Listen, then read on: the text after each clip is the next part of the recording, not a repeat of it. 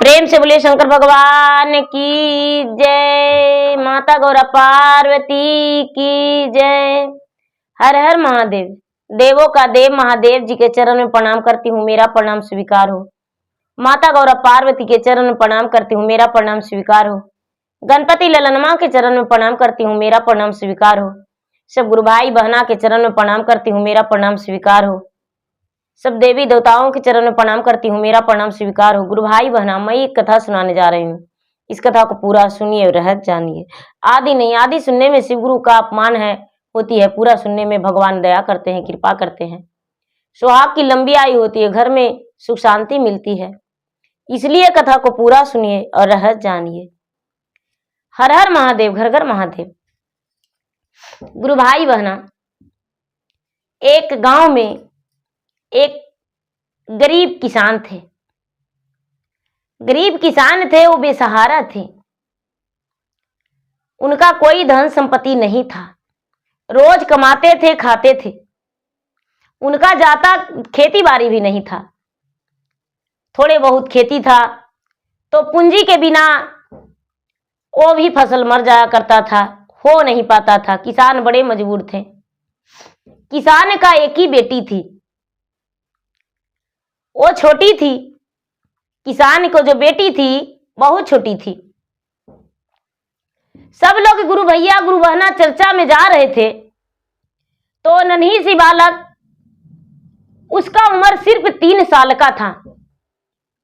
और जब 3 साल का था गुरु भैया, तो सब लोग गुरु भैया गुरु बहना चर्चा में जा रहे थे। वो बच्ची को नजर पड़ा तो आगे छेक कर बड़ा प्यार से मीठी आवाज में वो कहती है कि आप सब कहाँ जा रहे हैं, मुझे भी ले चलिए ना।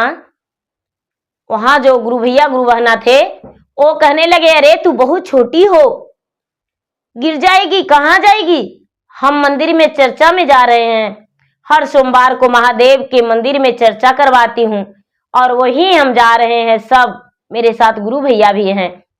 फिर भी वो नन्ही सी बालक कहती है, नहीं, हमें भी जाना है चर्चा में, हमें भी लेकर चलिए ना, क्योंकि चर्चा मुझे बहुत पसंद है।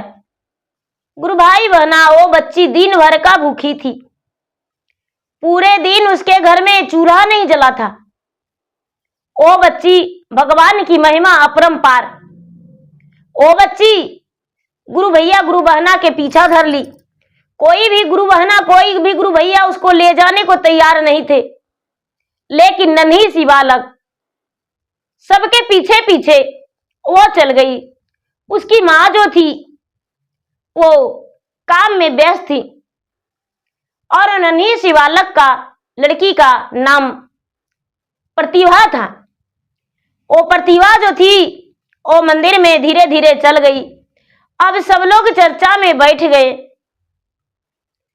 सब लोग चर्चा भजन में ध्यान किए हुए हैं, लेकिन गुरु भाई बहना, ए बच्ची कहती है कि हे महादेव, सब लोग यहाँ भोजन करके आए हैं, मैं भूखा हूं, क्या महादेव आप में इतना भी दया नहीं। मैं नन्हा सा बालक आपके दरबार में भूखा आया हूं। हे भगवान, मुझे बहुत जोर से भूख लगा है। सब लोग कह रहे हैं कि महादेव दयालु हैं, दया के सागर हैं।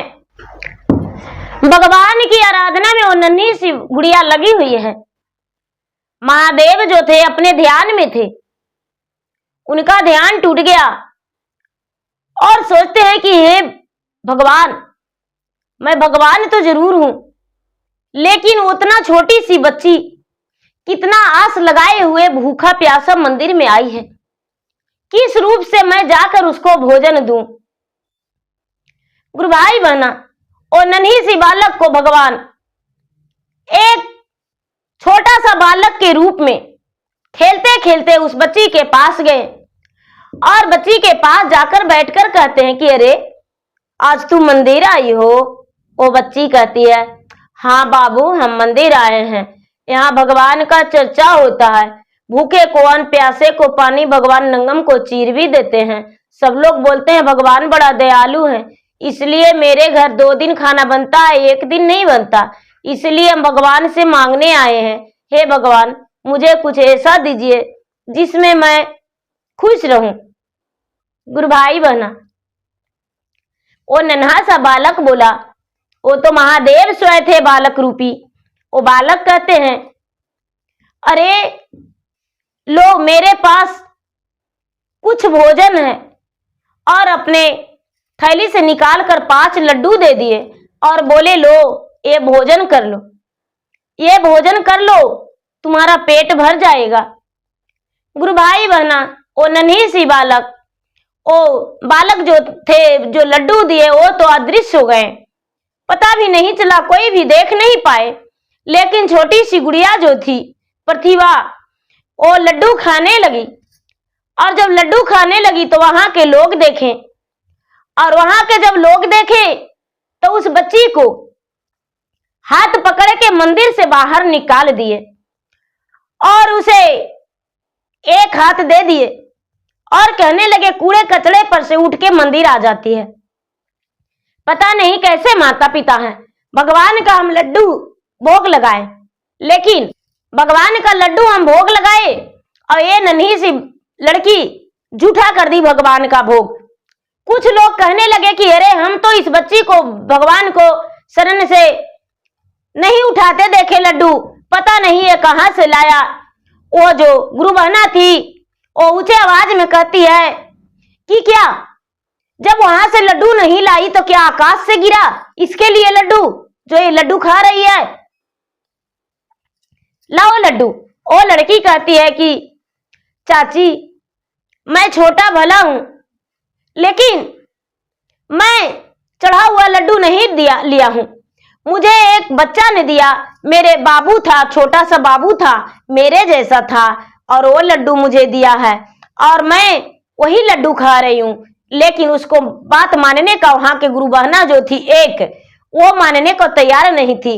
वो बच्ची को मारते मारते बाहर निकाल दी और बाहर निकाल के पूरा डांटने लगी, खीस खास की। उसके बाद उसका हाथ से भी लड्डू छीन ली। गुरु भाई बहना कहते हैं खाने वाले को लिखा है दाने दाने पे नाम। और नन्ही सी बालक का क्या कसूर था जो भगवान स्वयं जाकर दिए, लेकिन लोग उसे खाने नहीं दिए। गुरु भाई बहना, वो लड्डू बड़ा स्वादिष्ट था। ये बच्ची जाकर रोती रही, हमको लड्डू दे दीजिए, हम यहां से नहीं उठाए, हमको लड्डू दे दीजिए। लेकिन वो गुरु बहना का थोड़ा सा भी नहीं समझ में आया कि हम इसे लड्डू दे दे।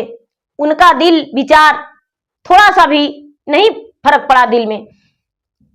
अब ये बच्ची आस देखती रही कि हे भगवान, जब चर्चा संपन्न हो जाएगा तो सब लोग प्रसादी लेकर जाते हैं, मुझे भी प्रसादी मिलेगा।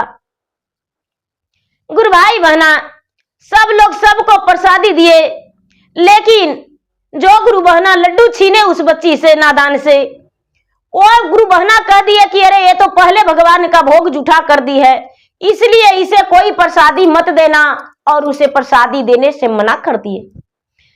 जब प्रसादी देने से मना कर दिए, सब प्रसादी लेकर अपने अपने घर गए। लेकिन जो गुरु बहना प्रसादी देने से मना की और उस बच्ची का हाथ का लड्डू वो आंचल में छुपा कर रख ली, घर गई। घर जाने के बाद अपने बच्चे को प्रसादी खिलाई, जहां तक के कि अपने भी खुद का खाई, अपने पति को खिलाई, और सारा परिवार वो जो लड्डू, एक लड्डू और नन्ही सी बालक प्रतिभा खा चुकी थी, 4 लड्डू बच रहा था, वो 4 लड्डू पूरे परिवार को बांटकर वो गुरु बहना खाई। गुरु भाई बहना खाकर सो गए सब कोई। ये जो नन्ही सी बालक थी लड़की, वो घर गई। घर जाकर अपने माँ के पास रोने लगी, माँ हम भगवान के चर्चा में आज गए, पर किसी ने मुझे प्रसादी नहीं दिया, पता नहीं वो कौन था, खेलता कूदता आया और मुझे 5 लड्डू दिया, लेकिन वो भी उन्होंने छीन लिया और वो लड्डू मुझे खाने नहीं दिया। माँ, माँ, क्या मैं इतना बुरा हूं?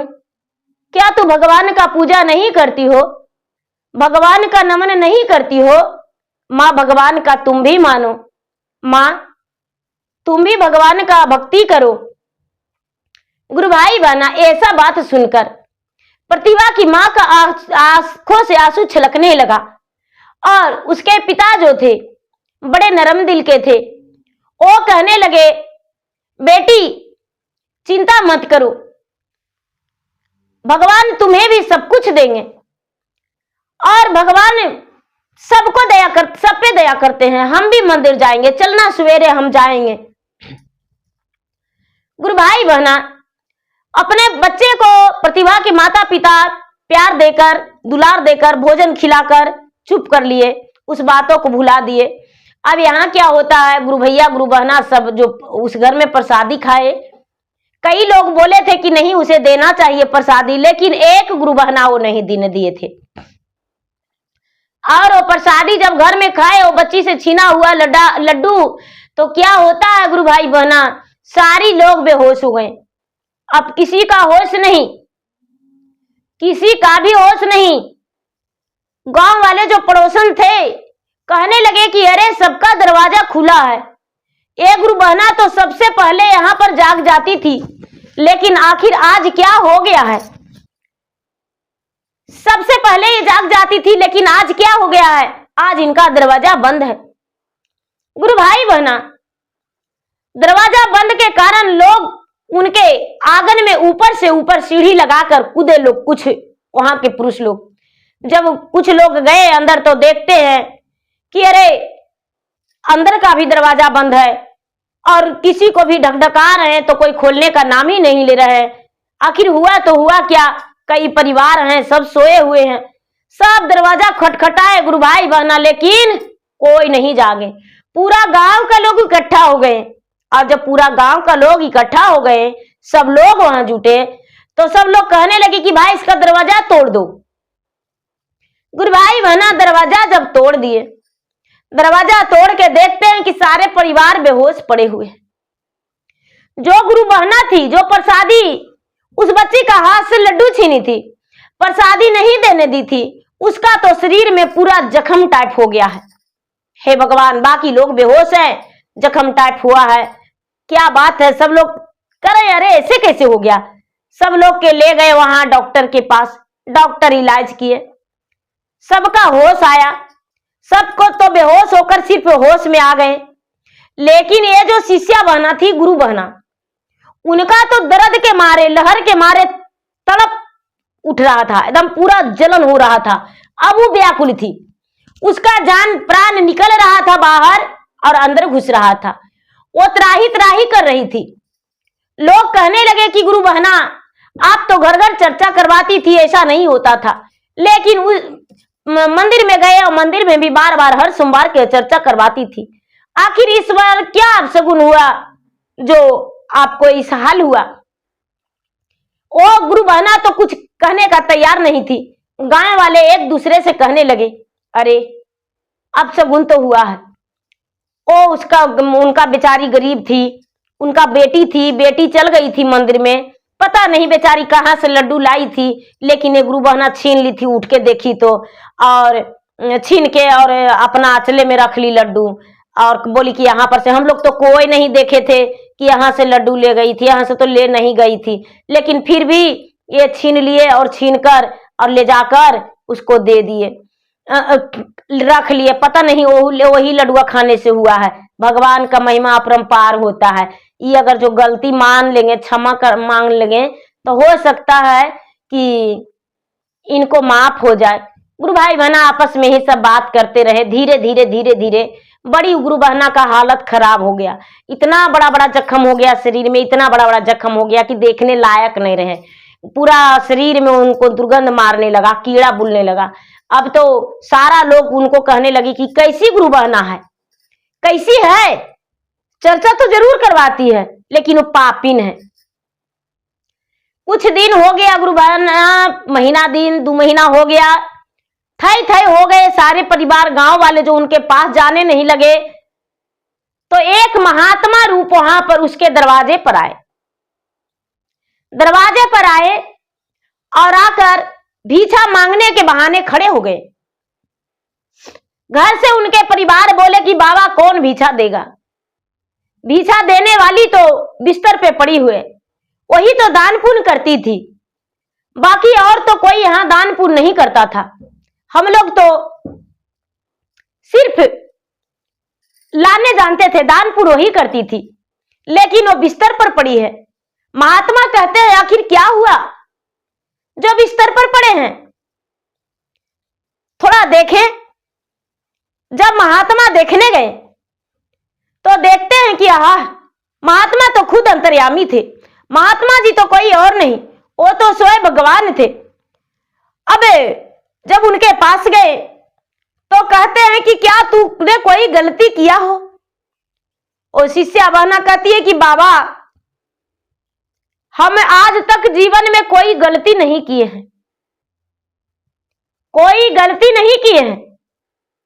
बाबा महात्मा कहते हैं कि चारों धाम पूजा करती हो, लेकिन घर में कभी अपने सास को ससुर को सोची कि ये भी मेरे घर का सदस्य हैं, वो बेचारी दोनों अलग चूल्हा जलाते हैं, अलग घर में रहते हैं, और क्या तुम्हारा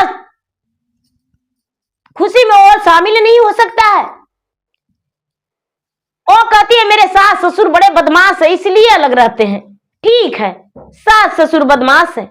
और नन्ही सी बच्ची जो थी मंदिर में, क्या वो भगवान के भोग उठाई थी जो तूने उस बालक से लड्डू छीनी थी, और लड्डू छीन के वहां पे रख देती, लोगों में बांट देती, लेकिन तू आंचल में क्यों छुपा रखी थी?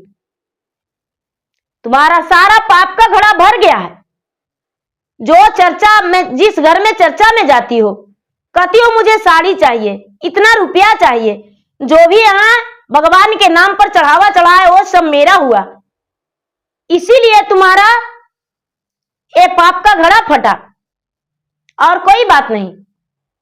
सभी लोग चर्चा में जाते हैं, सब लोग गाते हैं, तो पूरे पैसा जो चढ़ाते हैं वो तुम कैसे अपना घर ले आती हो? ओ गुरु बहना कहती है कि बाबा मुझे क्षमा कर दीजिए, लेकिन बाबा वो तो बच्ची गरीब घर की थी, उसका घर में तो खाने का भी नहीं होता है, वो लड्डू कहां से लाई? भगवान कहते हैं वहां महात्मा कि वह स्वयं भोलेनाथ लड्डू दिए थे, इसी कारण तुम्हारा घर में इतना त्राही त्राही हो गया है। खाने का अन्न और पीने का पानी, पहनने का वस्त्र 2 ही महीना में नहीं पूरा हो रहा है। अब शिष्या बहना कहती है कि बाबा कुछ मुझे उपाय बताइए जिसमें मेरा कल्याण हो। अब तो मेरा गांव में भी कोई, गांव का लोग भी मेरे पास आने का तैयार नहीं है, मेरे पास मेरे करीब कोई नहीं आते हैं, पता नहीं क्यों। बाबा कहने लगे कि तुम्हारा पाप का जो घड़ा फटा तो पूरा छितरा गया है, पूरा गांव का लोग तुम्हारे बारे में बुराई करते हैं, इसीलिए तुम्हारे पास कोई आने का तैयार नहीं है। आज से कभी किसी के साथ इतना गलती मत करना। किसी के घर तू चर्चा कराने जाना तो कभी ये मत बोलना कि मुझे कपड़ा चाहिए, मुझे पैसे चाहिए, मुझे ये चाहिए। पूरा चढ़ावा तुम मत उतार लेना। जो चढ़ावा उतारती हो तो ठीक है, उसी का प्रसादी ले जाकर भगवान के शरण में अर्पित कर दो, चढ़ा दो, तुम्हारा पाप कट जाता। लेकिन तूने ऐसा नहीं की, तूने तो और जमा करके रखी कि अरे हम इतना रुपया जमा कर लिए हैं, गहना बना लेंगे, बढ़िया बढ़िया कपड़े खरीद लेंगे। कभी सोची कि उस पैसे से हमें क्या करना है? मंदिर के लिए नहीं सोची। लोग चढ़ाते हैं इसलिए कि ये पैसा फिर यहां मंदिर में आ जाएगा और मंदिर में किसी चीज ना किसी चीज लिया जाएगा। गुरुभाई बहना, वो जो शिष्या बहना थी, बिस्तर पे लेटी लेटी आंखों से आंसू बहाने लगी और कहती है कि बाबा हमें माफ कर दीजिए, हम ऐसा दोबारा गलती नहीं करेंगे। बाबा कहने लगे कि ठीक है, माफ कर देंगे, तुम्हारा सारा पाप जो है वो धुल जाएगा, लेकिन वो जो किसान की बच्ची है, तू जात का ब्राह्मणी हो कोई बात नहीं, लेकिन वो जो किसान का बच्ची है वो नन्ही सी है, छोटी सी है, उसका चरण का धोया हुआ से तू स्नान करेगी तभी तुम्हारा शरीर का ये कष्ट दूर होगा। और ब्राह्मणी कहती है कि बाबा हम प्रतिदिन गंगा स्नान करते हैं, पूजा पाठ करते हैं, और हम उसका चरण धोया हुआ से स्नान कैसे कर सकते हैं? तो भगवान कहते हैं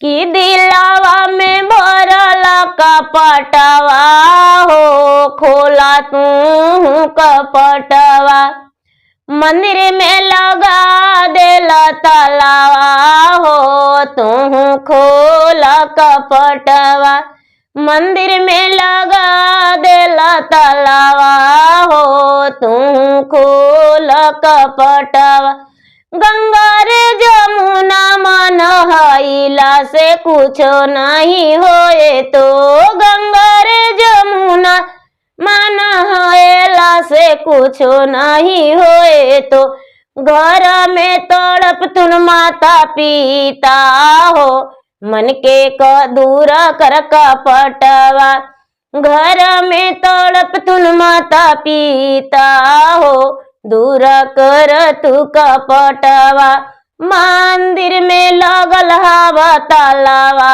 हो, तू खोलाया तालावा, मंदिर में लगल हवा तालावा हो, तू खोलाया तालावा, पूजा पाठ कैला से कुछ नहीं होए तो, मनमा में भरल कपटवा हो, आवा दूर कर कपट। भगवान कहते हैं कि अरे मन में तो छल कपट रखी हो कि दूसरा के ये चीज चुरा लेंगे, वो चीज ले आएंगे, और कह रही हो कि हम पूजा पाठ करते हैं इतना, ठीक है पड़े रहो हम जा रहे हैं।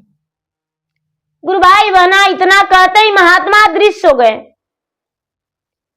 कहां चले गए कोई पता नहीं। अब शिष्या बहना के पूरा आंखों से आंसू गिरने लगा कि जितना पाप किए हैं वो सब कुछ मेरे पास मिल रहा है। हे भगवान, जब हम अपना ससुराल आए थे तो मेरा सासू माँ के गहना गुड़िया भी था तो हम ही चुरा के रखे थे, कुछ भी रहता था तो हम चुरा लेके रख लेते थे। हमको लगता था कि हम बड़ी अमीर हो जाएंगे। नहीं रो जाते थे तो भौजाई की कुछ रहता था तो चुरा के ले ही लाते थे, लेकिन हे भगवान कहियो नहीं कुछ हुआ। मंदिर में वो लड़की में क्या खूबी है जो लड़की को हम लड्डू छीने तो इतना हमको हो गया। हे भगवान, मेरा बस चलता तो उसको गला दबाते देते, लेकिन भगवान बोले हैं कि उसका चरण धो के स्नान करेगी तब भी ठीक होगा। गुरु भाई बहना, अब उसके परिवार किसान के घर गए, यानी पंडित जी किसान के घर गए और जाके बोले कि भाई सुबह सुबह तू अपना बेटी का चरण धोला हुआ दे दो मुझे। किसान कहते हैं कि बाबा आप तो ब्राह्मण हैं, मेरा बेटी का चरण धोला हुआ कैसे ले जाइएगा और इस पानी से क्या करिएगा? कहते हैं कि मेरा बेटी तुम्हारा जो बेटी है उसके साथ मेरा पत्नी अन्याय किया है बहुत, इसीलिए उसका पाप धुलेगा। वो बच्ची अपना चरण धो के प्रतिदिन दे दिया करती थी, लगातार 1 महीना 5 दिन वो अपना चरण का धोला हुआ पानी दी। 1.25 महीना में ये शिष्या बहना का सारा शरीर का जख्म ठीक हो गया। जब जख्म ठीक हो गया गुरु भाई बहना, तो शिष्या बहना का बुद्धि भी ठीक हो गया। अब नहीं तो इसके मन में लालच रहा, नहीं तो इसके मन में कपट रहा। दुख जहां शरीर में पड़ने के बाद हर कपट हर लालच दूर हो गया। अब किसी के घर जाती थी तो कोई फरमाइश नहीं, चढ़ावा में से 1 रुपया भी नहीं छूती थी, और जहां भी चर्चा में जाती थी तो चर्चा में जाने के बाद उस बच्ची को साथ लेकर जाती थी और सबसे पहले प्रसादी उसी को दिलाती थी, उसी बच्ची को दिलाती थी। धीरे धीरे वो बच्ची 7 वर्ष की हो गई। जब 7 वर्ष की हो गई तो वही गुरु बहना उसको गुरु ज्ञान दे दिए कि अरे बेटा प्रतिभा, तू छोटी हो, क्या भगवान के नमन कर सकती हो, जाप कर सकती हो, भगवान से दया मांग सकती हो। वो नन्ही सी बच्ची कहती है कि हाँ गुरु बहन, हम तो बड़ी दिन से कोशिश कर रहे थे, लेकिन माँ कहती थी कि तुमसे पार नहीं लगेगा, इसीलिए हम नहीं लेना चाह रहे थे, लेकिन आप जब कह रहे हैं तो हम ले लेंगे। गुरु भाई बहना, वो जो बच्ची थी वो शिव शिष्या बन गई भगवान के। 3 सूत्र के पालन करने लगी। पहला सूत्र दया मांगती थी, दूसरा सूत्र चर्चा करती थी, तीसरा सूत्र 108 बार नमः शिवाय जाप करती थी। अब धीरे धीरे धीरे धीरे समय बीतता चला गया, समय बीतता चला गया। गुरु भाई बहना, पूरे गांव का लोग उस बच्ची का मान सम्मान देने लगे कि अरे इस बच्ची में पता नहीं क्या खासियत था, क्या खूबी था, ये तो दिखने में एक साधारण लड़की है, लेकिन लगता है कोई परी है, क्योंकि इसी का साथ ये गुरु बहना ऐसे की थी तो उतना सजा भुगतना पड़ता था। गुरु भाई बहना, उससे कोई भी प्यार से पेश आया करते थे और जो भी गांव वाले थे सब बड़ा प्यार दिया करते थे। समय बीतते बीतते वो लड़की 12 से 14 साल की हो गई। अब उसके माता पिता का ब्याह का चिंता होने लगा। जब माता पिता ब्याह के चिंता करने लगे तो वही गुरु बहना जो ब्राह्मण थे, जिनके साथ उतना अनर्थ हुआ, जो बच्ची के हाथ से लड्डू छीने थे, वही गुरु बहना कहते हैं उस किसान को कि देखिए, अपना बेटी के ब्याह के लिए चिंता मत करिए, आप अपना बेटी का पढ़ा दीजिए, उसके बाद ब्याह में जो भी खर्चा होगा इसका खर्चा का भागीदारी हम हैं, सारा खर्च हम उठाएंगे। गुरु भाई बहना, प्रतिभा का ब्याह के लिए उसके माता पिता का चिंता दूर हो गया। समय बीतते बीतते जब ब्याह योग हो गई, 17-18 साल का उम्र हो गया, तब उसके ब्याह उसके माता पिता सोचने लगे, वर ढूंढ लिए, एक अच्छा सा घराने में उसका रिश्ता पक्की कर दिए। जो ब्राह्मण थे ब्राह्मणी थे, दोनों मिलकर पूरी अपनी खर्चा से उसके विवाह करवाए और विवाह करके सब कुछ देकर उसे विदा किए अपना बेटी मानकर। सारा लोग कहने लगे कि अरे उस दिन तो चर्चा में आप लड्डू छीन लिए थे, लेकिन उसका ब्याह में लाखों रुपया खर्च कर दिए। वो ब्राह्मण ब्राह्मणी कहते हैं कि उसी का देन है कि आज हम जीवित हैं, मेरे घर में अन्न धन संपत्ति सब कुछ भरा है। यदि ऐसा नहीं होता तो मेरा जीवन नहीं संवरता, पता नहीं मेरे मन में कितना लालच भरता, कितने हम गलत हो जाते, शायद पता नहीं किसी का गला भी घोट कर भी हम अपना धन अपनाने का कोशिश करते, लेकिन उसी बच्ची के कारण मेरा परिवार का और मेरा जिंदगी संवर गया, मेरे पास ज्ञान हो गया और भगवान ने भी मुझे दर्शन दे दिए। यदि वो बच्ची मंदिर नहीं आती तो मुझे भगवान दर्शन नहीं देते, उसी के कारण हम भगवान से भी दर्शन पा लिए, भगवान मुझे दर्शन देकर सब कुछ दे दिए। गुरु भाई बहना, वो बच्ची जो थी ससुराल चली गई, ससुराल बस गई, ससुराल में अपना सुखी जीवन बिताने लगी। किसान के साथ भी ब्राह्मण बड़े अच्छे से व्यवहार करते थे, उन्हें भी मदद किए और धीरे धीरे समय बीतते बीतते वो गुरु बहना का उम्र भी ढल गया और जब बुढ़ापा का समय आया तो चलते बुलते बोलते हंसते उनका भगवान भोलेनाथ स्वयं उनके प्राण को लेने आ गए और उनके प्राण को लेकर चले गए फूल का डोली में, स्वर्ग का प्राप्ति हुआ। तो जो भी कन्या का विवाह करवाते हैं, कुछ मदद करते हैं, दान देते हैं, तो भगवान उसे युगों युग तक सारा दिन सुखी रखते हैं, उनका 7 जन्म पूर्वजों तक तर जाते हैं, क्योंकि कन्यादान महापुण्य, कन्या का जो मदद करते हैं उससे ज्यादा कोई पुण्य नहीं। तो गुरु भाई बहना, मेरा वीडियो अच्छा लगे तो मेरा वीडियो का लाइक करें, शेयर करें, चैनल पर यदि नए हैं तो चैनल का सब्सक्राइब करें, बेल आइकन घंटी को दबाएं, जो कि मेरा वीडियो का नोटिफिकेशन सबसे पहले आपके पास जाए, आप मेरा वीडियो सुन सके। कमेंट बॉक्स में हर हर महादेव, जय शिव गुरु जरूर लिखे। धन्यवाद। हर हर महादेव, घर घर महादेव। प्रेम से बोलिए शंकर भगवान की जय।